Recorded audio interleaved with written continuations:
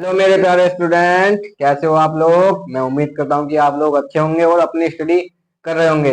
मैं आज फिर जुड़ चुका हूँ आपके साथ और माँ सरस्वती हिंदी शिक्षा केंद्र के साथ। तो देखो, आज मैं एक टॉपिक लेकर आया हूँ क्लास 10th का इंग्लिश का, सेंट्रल आइडिया। पहले पार्ट का सेंट्रल आइडिया है, ठीक है। और ये सेंट्रल आइडिया इतना इंपॉर्टेंट है कि हर बार आता ही आता है। कितने नंबर में आता है? 4 नंबर। तो आपको 4 नंबर बिल्कुल नहीं छोड़ने, लेने हैं, कैसे भी करके लो, लेने हैं, ठीक है, लेने हैं। तो आज जो मैं सेंटर आइडिया लेकर आऊँ, वो लेकर आऊँ द स्टॉप स्नो का। किसको आएगा? द स्टॉप स्नो का। और जो इसके रचिता हैं वो है रॉबर्ट फ्रेड।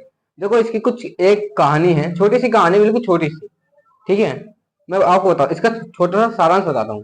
देखो, ये जो कहानी है, ये कहानी है एक कवि की, जो बहुत ही उदास होता है, ठीक है, बहुत ही उदास। जो उसका आधा दिन है ना, आधा दिन वो उदासी में ही गुजरता है। अब वो उदास होते होते एक पेड़ के नीचे खड़ा हो गया, पेड़ के नीचे खड़ा हो गया। अब उस पेड़ के नीचे वो एक पेड़ था, वो उसके ऊपर बर्फ जमी हुई थी, बर्फ, ठीक है। अब उस पेड़ के ऊपर एक कौवा आकर बैठ गया, कौवा आकर बैठ गया। अब जैसे वो कौवा हिल के उड़ा उड़ा, तो जो बर्फ थी वो कवि के ऊपर गिर गई। और जैसे ही जो बर्फ कवि के ऊपर गिरी, वो कवि का जो मन था, दुखी मन था, वो एकदम खुशी में बदल गया, ठीक है, जो खुशी में बदल गया। तो यही छोटा सा सारांश है। चलो अब हम ये देखते हैं सेंटेंस लगा। तो पहले मैं बताऊंगा आपको ये लिखते कैसे हैं पेपरों में, ठीक है। तो सबसे पहले द स्टॉप स्नो, ठीक है। पहले पोएम नेम, क्या poem name? The stop snow, ठीक है। फिर पोइट नेम क्या है? रॉबर्ट फ्रॉस्ट, ठीक है। अब देखना हमें, अब डालनी है हेडिंग सेंट्रल आइडिया, ठीक है। सेंट्रल आइडिया देखो, the poem the poem the stop snow has been composed by Robert Frost.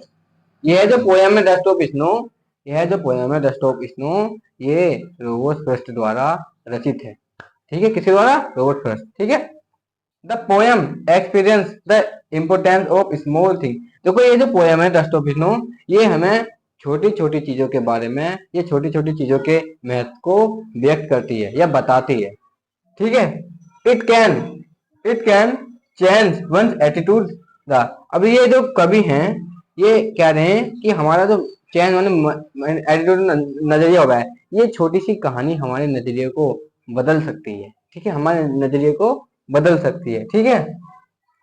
The poet aware the beauty of snow. जो रचिता हैं, वो बर्फ की सुंदरता का वर्णन करें। किसकी सुंदरता का वर्णन करें? बर्फ की सुंदरता का, ठीक है। According to the poet, when the crow shook the hemlock tree and dust of snow fell on the poet, there is sudden mood changing।